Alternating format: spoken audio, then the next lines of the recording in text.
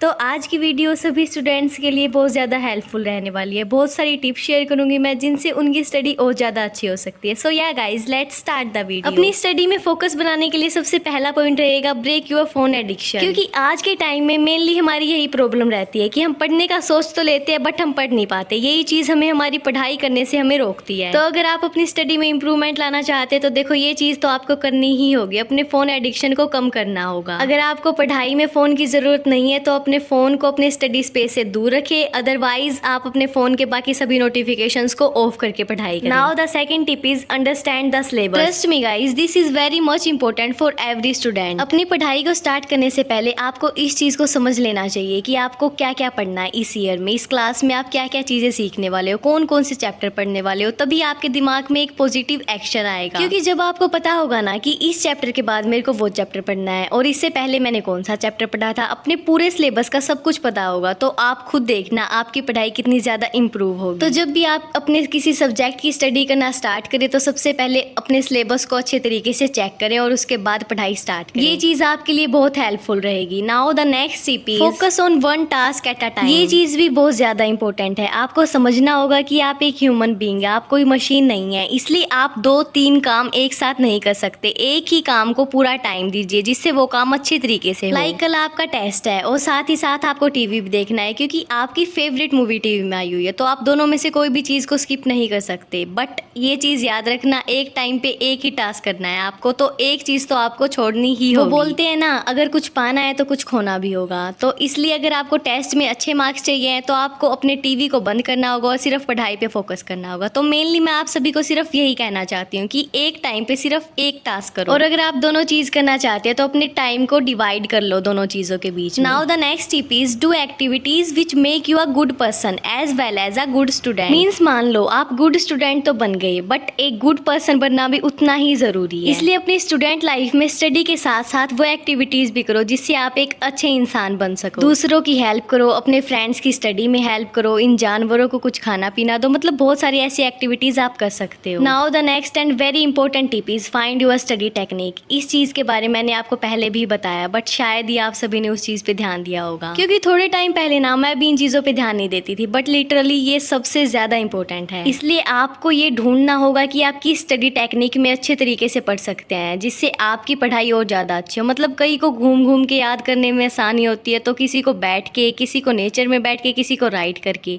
तो इन सारी चीजों में आपको देखना होगा कि कौन सी चीज आपके लिए काम करती है और आपको उसी चीज में अपना टाइम लगाना है जिससे आपका टाइम भी बचे और आपको याद भी हो। Now the next tip is don't copy others. बहुत सारे स्टूडेंट्स पता है क्या करते हैं, वो सोचते हैं कि मैं तो वीक हूँ और वो टॉपर है, तो जो एक्टिविटीज वो करता है ना सिर्फ और सिर्फ मैं भी वही एक्टिविटीज करूंगा। बट ऐसा करना सही नहीं है। हम सभी अलग अलग मनुष्य हैं तो सबकी अलग अलग चीजें होती है। ऐसा बिल्कुल भी जरूरी नहीं है कि जो चीजें उसके लिए काम कर रही है वो चीजें आपके लिए भी काम करेंगे। आपको खुद को ढूंढना होगा कि कौन सी चीजें आपके लिए काम करती है। हाँ टाइम लगेगा बट ये चीज आपको खुद को ही करनी होगी, तभी ये चीज हो पाएगी। Now the next and very important tip is don't compare yourself with others. ये चीज आपको एक छोटी सी चीज लगेगी बट ये छोटी सी चीज नहीं है। अगर आप इस चीज को फॉलो करते हो ना तो आपकी लाइफ में बहुत ज्यादा चेंजेस होगा। चलो वीडियो में आगे बढ़ने से पहले इस चीज की अनबॉक्सिंग कर लेते हैं। मैंने एक पार्सल मंगाया था तो देखते हैं वो क्या आया है और मैंने क्या मंगवाया था और उसका क्या यूज रहता है। तो मैंने मंगाया स्काईविक लेदर वॉलेट स्टैंड। तो इसमें हमें ये पहले बॉक्स मिला और उसके अंदर ये सारी डिटेल्स मिली कि ये ऐसा, और उसके बाद ये सारी क्यूट क्यूट सी चीजें भी मिली जो स्काईविक की खुद की है। मीन्स स्काईविक के बाकी प्रोडक्ट्स के बारे में भी डिटेल दी हुई, उनका कौन सा यूट्यूब चैनल, वो सारी चीजें यहाँ पे दी हुई है। तो ये बिल्कुल क्यूट क्यूट सी थी, देखो आप सभी भी।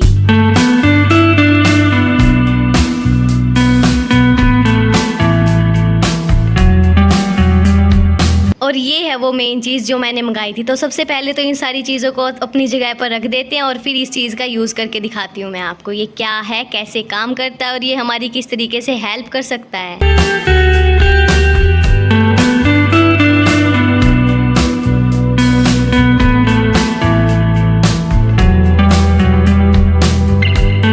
तो देखो देखो जो ये राउंड राउंड है यहाँ पे, ये इस तरीके से मैग्नेट है जो हमारे फ़ोन के साथ इस तरीके से अटैच हो जाएगा और गिरने का तो बिल्कुल भी डर नहीं है। इसको हम वर्टिकली हॉरिजॉन्टली ऐसे लगा सकते हैं और ये लेदर का है और इसकी क्वालिटी भी बहुत ज़्यादा अच्छी है। और इस तरीके से हम अपनी स्टडी करते वक्त हमारी वीडियोज़ को लगा के इस तरीके से पढ़ाई भी कर सकते हैं। और कई बार हम मूवीज़ देख रहे होते हैं तब भी हाथ में फ़ोन पकड़े पकड़े दर्द करने लग जाता है, इसलिए हम इस तरीके से इसको रख सकते हैं और इस तरीके से घुमा के इस तरीके से भी रख सकते हैं। ये बिल्कुल थिन है, लाइट वेट है, साथ ही साथ ना इसके अंदर हम कार्ड भी डाल सकते हैं इस तरीके से और इसको अपने फ़ोन पे अटैच करके कहीं भी ले जा सकते हैं। इसका लिंक आपको डिस्क्रिप्शन में मिल जाएगा, आप अपने लिए ऑर्डर कर सकते हैं।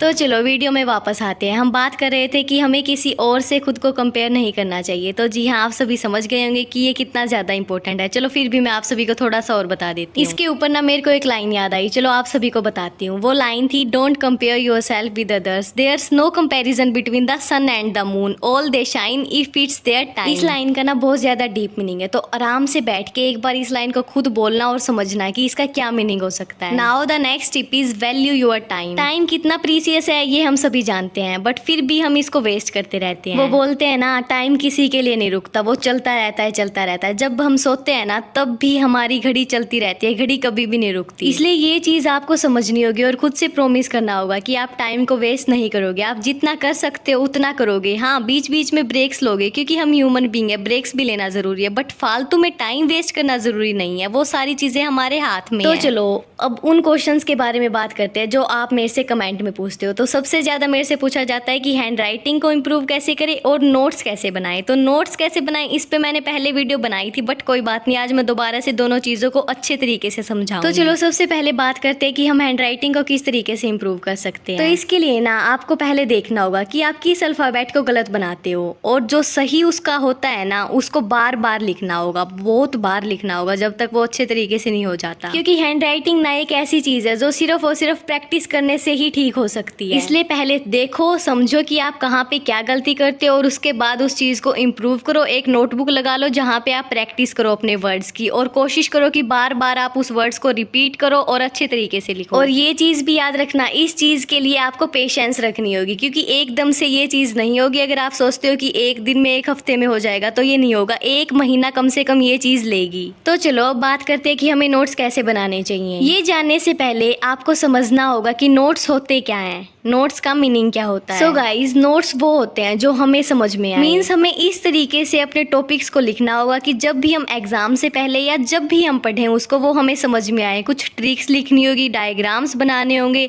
नेट से रिसर्च करना होगा, अपनी बुक से करना होगा। मतलब सारी चीज़ें वो लिखनी है कि जिससे आप उस चीज़ को अच्छे तरीके से बाद में जब भी पढ़े समझ सकें। जब भी आपका कोई चैप्टर स्टार्ट हो, सबसे पहले उस चैप्टर की हेडलाइन लिखो, उसके बाद उसकी डेफिनेशन लिखो, सभी तरीके से सर्च करके, जो बिल्कुल ईजी लैंग्वेज में होगी, जो आपको समझ में आए। उसके बाद लिखो कि उसमें कौन कौन से टॉपिक्स हैं और अपने हिसाब से बनाते चलो जो चीज़ आपको समझ में आ सकती है। डायग्राम्स यूज़ करो, सारी चीज़ें इस तरीके से लिखनी है। तो नोट्स में ना हमें वही चीज़ें लिखनी चाहिए जो मेन होती है, पूरी बुक राइट डाउन नहीं करनी चाहिए। सो यार, that's it for today. Thank you so much for watching. Her her Mahadev.